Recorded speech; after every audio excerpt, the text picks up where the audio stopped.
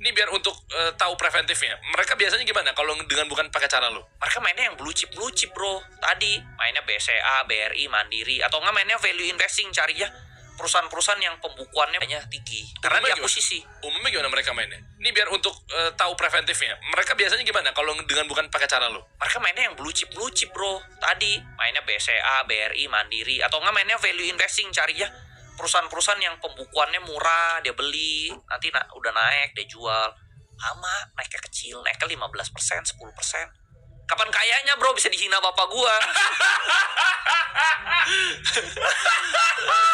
Bahkan lu juga dihina sama bapaknya iya, dia. Wah, lu gak boleh ngomong lu di meja makan lu. Iya, kapan kayaknya duit gue dikit banget, gue ngejar dia jauh banget gitu loh. Gue harus yang untungnya multiplier tinggi lah.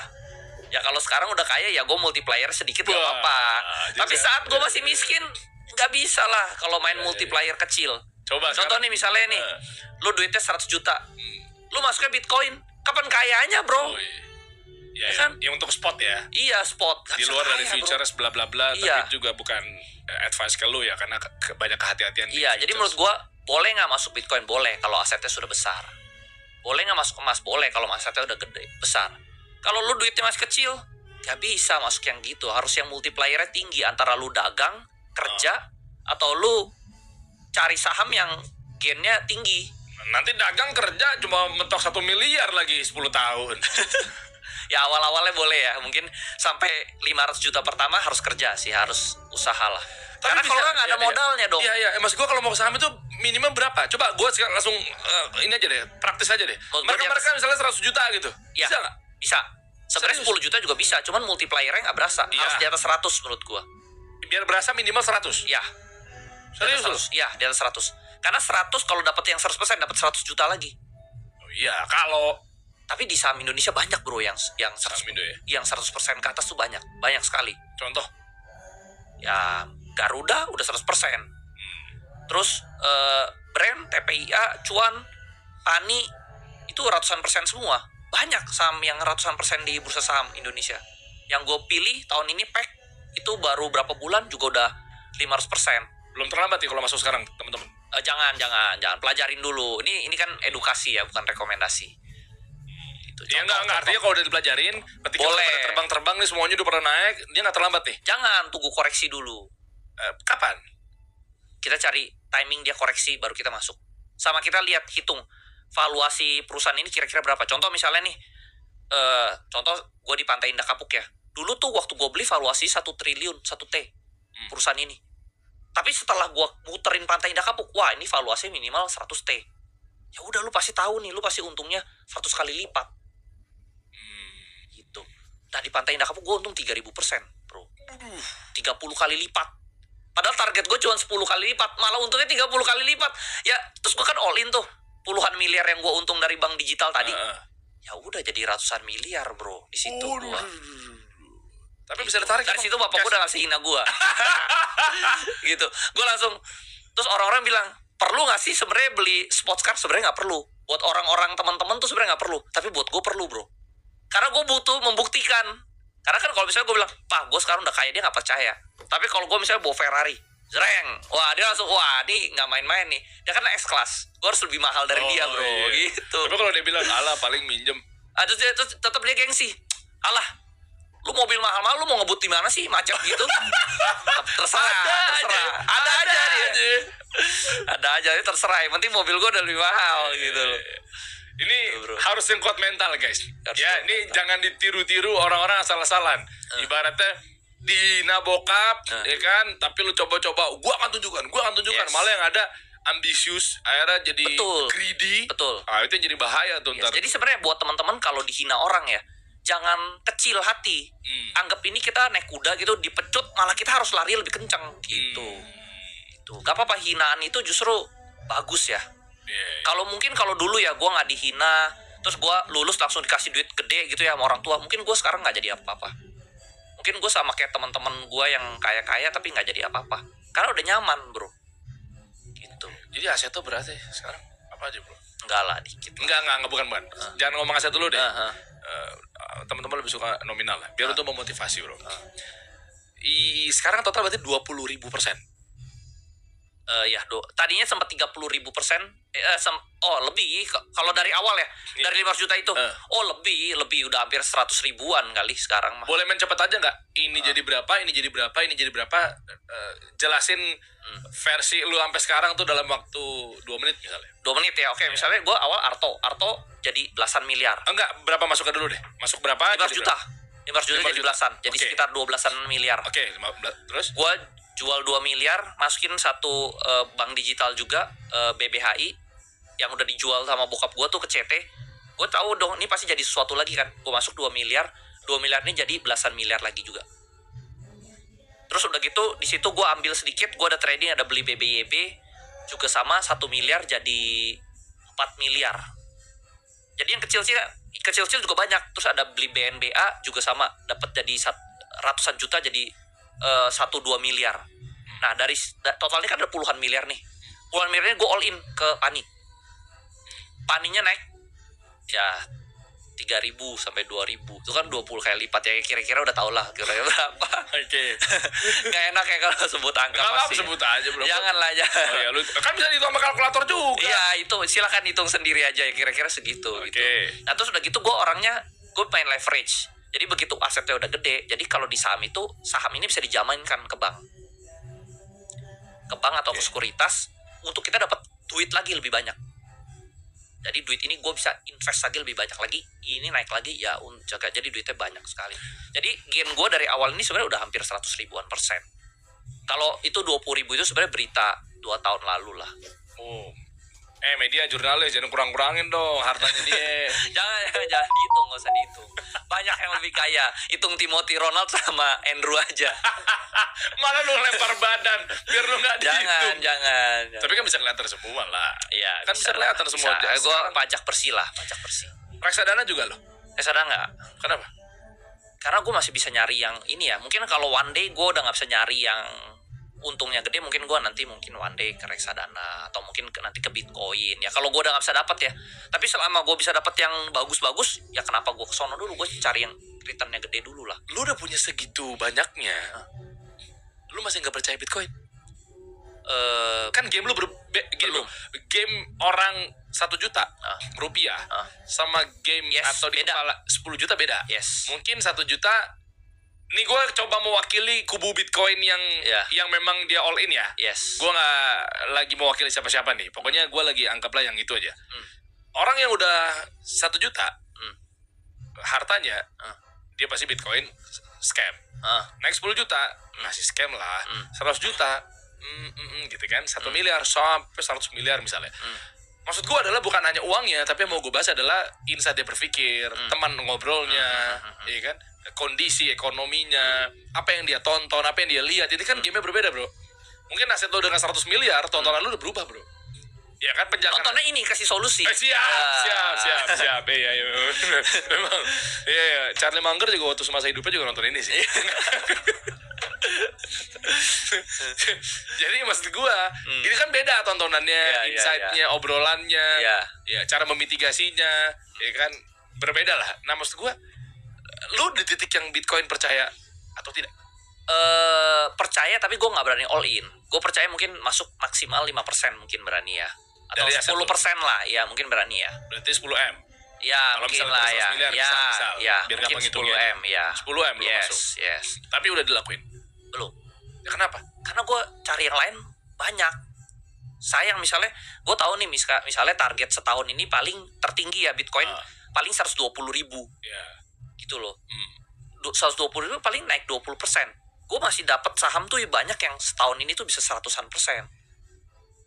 Gitu loh. Apalagi per minggu depan ini banyak perusahaan baru IPO. Nah, yang IPO ini gue banyak tahu ini bakal bisa naik jadi 2-3 kali lipat. Artinya 300%-an bisa. Sekelas lu yang kayak gini, gue pengen tahu dari kacamata orang saham lo gitu ya, bursa saham. Ini terakhir ya bro. Kalau untuk mengamankan aset, selain dari mungkin lo cash out, selain mungkin ini ke dolar apa sih, pokoknya ya ke dolar atau emas. Iya kan. Nah, nah ini udah mention juga. Hanya ada pilihan 2. Ke emas apa Bitcoin? Emas tidaknya duit gue stay, nggak bakal turun. Kalau Bitcoin bisa turun. Tapi tumbuh. tumbuh, tapi bisa aja tahun ini dia koreksi dulu ke 80.000. Oke. Nah, lu kan mindset tuh juga udah saham. BlackRock masuk. Tapi kecil bro, nggak nyampe 1% dari portfolio dia. Mereka semua masuk, tapi nggak gede, nggak ada yang kayak gue masuk nih. Kan orang kripto selalu bilang kan, ini gede-gede semua masuk nih. Iya masuk. Mereka kelihatannya masuknya gede, tapi gedenya mereka tuh kecil sebenarnya. Iya. Cuman 1% dari portfolio dia, artinya dia sendiri juga nggak berani gede-gede banget. Kalau mereka yakin banget masuk dong gedean, mungkin 20%. Kan tahu bisa lebih gede. Mereka sendiri artinya ada sesuatu yang mereka takutkan juga. Takutnya misalnya, contoh jelek-jelek Satoshi-nya bangun, jual. Dia punya Bitcoin-nya. Satoshi-nya bangun. Ya kan selama ini kan dia tidur gitu ya. Tiba-tiba naganya bangun nih. Dar gitu loh, jual. Ya nggak tahu ya, kan gue emang bukan ahli kripto. Gitu ya. Gue bukan ahli kripto. Makanya gue ngundang-undang orangnya itu biar variasi lah nih tayangannya, biar lu bisa milih gitu. Jadi menurut gue boleh masuk, tapi kan tergantung keyakinan ya. Kalau gue nggak gitu yakin, jadi gue nggak berani masuknya terlalu besar lah. Mungkin 5-10% ya mungkin gitu. Tapi lebih dari itu gue takut nih, takut drawdown harta gue hilang setengah, kan nggak lucu gitu ya. Atau misalnya ya nggak tahu lah, nggak ada yang tahu kan. Soalnya di dunia ini nggak ada yang pasti bro. Dulu gue selalu ngomong ya, pasti dimaki juga. Di dunia ini nggak ada yang pasti gitu loh. Cuman mati doang pasti. Yang lain nggak ada yang pasti. Nggak ada bisnis pasti untung, nggak ada. Jangan pernah ngomong bisnis pasti untung, nggak ada yang pasti untung. Gitu. Saham pasti naik, nggak ada yang pasti naik. Bisa naik, bisa turun. Jadi dunia ini nggak ada yang pasti. Gitu. Ini kepleset, gue selengkat tiket login nih. Tidak ada yang pasti. Emang ideologinya begitu bro. Bener. Iya. Nggak ada. Mati doang yang pasti. Iya. Nggak ada pasti. Pasti dukun-dukun ada. Kanda kalau ngomong kan dukun-dukun oknum-oknum begitu. Iya. Itu orang kamu bisa kaya. Atau konten kreator yang ini cara saya melipat gandakan mengubah 5 juta jadi 5 miliar. Gak ada pasti. Forex gimana Forex? Forex gue nggak setuju. Kenapa? Karena dulu pernah kena scam juga. Kena tipu forexan. Jadi sekarang gue anti, nggak mau forex. Oke, kalau dirunut dari bawah sampai atas mengenai trading apa segala macamnya gitu ya. Urutannya dari bawah ke atas, yang bawah tuh paling rendah lah. Berarti forex lo tau paling bawah. Paling bawah. Atasnya? Atasnya Bitcoin, kripto. Ya Bitcoin. Jangan kripto lah, Bitcoin. Kripto terlalu luas ya. Ya Bitcoin. Atasnya lagi? Atas lagi emas. Atasnya lagi? Emas dan US dollar ya. Oke. Atasnya lagi gue saham. Saham itu multiplier. Kalau mengamankan itu emas sama US dollar. Ya memang ada dua game ya. Yes. Pengamanan sama. Yes. Karena cara cari uang sama cara defensif kan beda gitu loh. Spending and saving. Yes. Ya lu tinggal pilih lah. Spendingnya lu kayak gimana, savingnya lu kayak gimana. Yes. Nah tapi kalau belum kaya harus agresif. Jadi kebanyakan orang tuh masih miskin terus dia takut agresif. Justru sama nih kayak kita main bola. Kalau kita masih kekurangan angka, kita kan harus agresif nyerangnya gitu loh. Begitu udah ngegol 1-2, kita mainnya defensif. Keuangan juga sama. Kalau lu masih miskin, lu harus agresif. Itu harus kerja terus, jangan tidur lo. Ya, kalau lu belum sukses jangan tidur. Kerja terus. Tidur nanti tunggu mati. Ya. Gitu. Di model Ronald, lu cuma tidur siang doang yang nggak boleh. Dia bapaknya nih. Nama bapak lu siapa? Janganlah.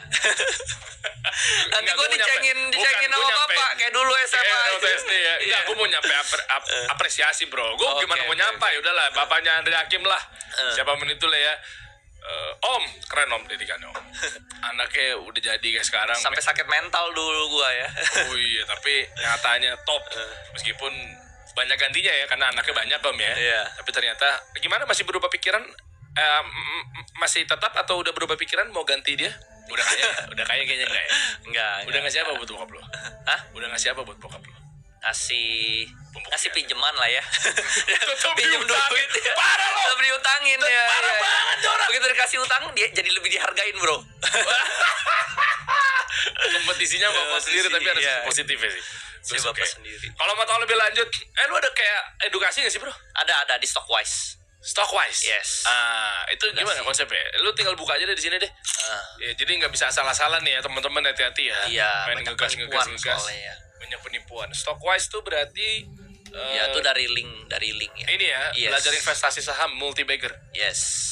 Ini gue ajarin lah perjalanan gue. Ini udah banyak yang untung bro, banyak yang. Oh ya? Kayak ada teman gue 300 juta jadi puluhan miliar, 50 miliar. dari invest. Beneran sumpah mati gue nggak bohong deh. Keren nih Stockwise nih. Iya, sampai sekarang udah naik Ferrari. Dari jualan harta ini ya, harta keluarganya. Oh dulu Dia juga pas-pasan. lu bantu juga ini masuknya di sini. Iya, ini dia lu ikutin gitu. gua. Ikutin masuk apa? Arto, BBHI, PANI, segala macam ya, macam-macam. Sekarang duitnya puluhan miliar. Wah. Ingat ya guys ya, ini bukan satu. Tapi bukan pasti, ada yang Ya. sukses, ada yang enggak, balik ke orangnya Nih masing-masing. gue coba disclaimer dulu nih. Yes, Jangan sampai ntar yes. dipotong-potong nih. Yes, Ya lu jangan. coba cara bijak, lu pelajarin dulu. Ini Yes. nggak ada advice apa-apa. Yes. Hati-hati Yes. bahwa ini banyak resiko. Tidak ada kepastian resiko. di sini. Tidak ada kepastian. Pelajarin Nah, benar. benar. Tapi- Kalau udah pintar juga nggak usah ikut. Yang butuh-butuh aja. Oh. Ya kan? Jadi berapa harganya? Gua 8 juta sampai 13 juta tergantung dia yang online atau yang offline. 100 juta pertama, 200 juta pertama, 100 juta bahkan lu bisa bantu ya. 50 juta bro, masih ketinggian kayaknya bro di mata mereka. Kalau 50 juta Bisa nggak sih buat masuk buat belajar naikin saham? skill.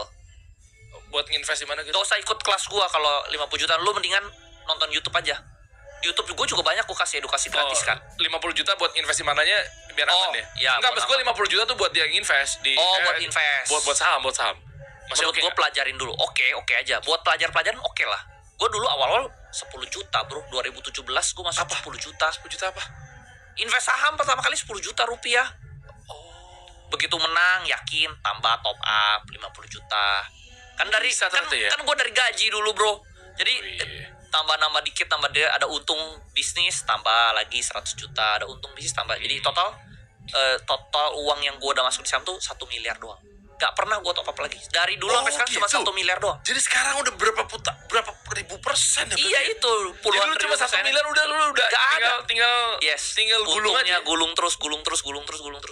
Jadi yang gue bilang tadi puluhan ribu persen itu. Jadi di Indonesia menurut gue return tertinggi investor tuh gue. Wah. Gak ada investor lain yang returnnya lebih tinggi dari gue. Menurut gue nggak salah orang deh ya. Ya, jadi gue udah paling tinggi. Berarti Pandu Sahri, Rosan itu nggak ada apa-apanya ya? Ya, Mantap. mungkin dia skalanya besar kan. Gue skalanya cacing. Gue pancing jadi langsung kicep loh. Dia kan naga, gue cacing bro. Cacing Sandiaga cepet. Uno apalah itulah ya. Enggak lah, dia senior. Tetap gue belajar sama dia. Gue demen banget Senior, menjebak orang ya. senior. Enggak lah, enggak. Yang muda ya oke lah dia. Senior. Yang muda tuh top. Tetap tapi gue tanpa mereka gue nggak ada di sini lah. Gue juga tetap nontonin videonya Pak Sandiaga Uno, Pak Lokeng Hong. Tetap dia senior yang gue tetap pandang di dunia investasi. Tanpa mereka mungkin gue juga nggak ada di sini lah. Jadi gue sangat menghormati senior gue di bidang investasi ya. Termasuk Pak Pandu Syahrir juga. Wih, Itu iya. bocoran dong terakhir. Berarti yang lu bidik sekarang apa? Kode-kode dong. Kan lu kan udah sekelas omongan lu kan sekelas Elon Musk kan. Jadi lu ngomong mereka ikut semua gitu gak sih? Sebenarnya yang pasti naik minggu depan nih ya ada saham CDIA itu pasti naik. CDI ya. CDIA. Industrinya? Chemical. Punyanya Pak Prayogo Pangestu. Nah, yang konglo-konglo kayak gitulah yang pasti-pasti, Bro. Kayak gitu Sama lah. 3 deh. 3 ya. Mungkin koin ya. Juga baru IPO, itu juga menarik. Nah, ini koin ini adalah bursa kripto. Bursa kripto tapi IPO di bursa saham. Nah, jadi akhirnya kripto dan saham bersatu. Kan tadi musuhan mulu nih. Iya. Musuhan mulu. Kenapa dia? Ini malah jadi tanda tanya besar ya. Ya, bursa kripto. Dari kripto ke saham ya? Kenapa ya dia? Ada apa dengan kripto? Jadi dia IPO-in bursanya. Di bursa kripto IPO di bursa saham. Jadi di bawah percaya sama kripto lagi. Jadi enggak sih. Jadi di bawah bursa kripto ini ada semua exchange, ada Thrift yang punya Gabriel, ada macam-macam ya, ada Indodax, ada itu semua tergabung di dalam FCX ini. FCX ini IPO di bursa saham. Kodenya koin. Koin. Yes. Potensi tuh ya. Potensi menurut saya ya, menurut gua ya. Dalam waktu berapa naik? Menurut gua yang 2 tadi gua sebut sih pasti di atas 100%. Berapa bulan? Ini bukan kepastian ya. Berapa bulan? Prediksi hitungan dari lu nya aja. Nggak nyampe 1 bulan. Serius lo? Serius. Waduh. Ya, tapi 90%. Jangan 100% ya. Waduh. Kan tidak ada yang pasti di dunia. All in deh gue deh, 1000 triliun gue deh. Ya, boleh. Gitu. Gue kalau punya 5.000 triliun bro. Tapi nggak bisa beli banyak. Enggak, bukan. Misalnya nggak main saham bro. Gue bantu lunasin utang Indonesia bro. Ah, iya dong. Harus. Ternyata dikorupsi.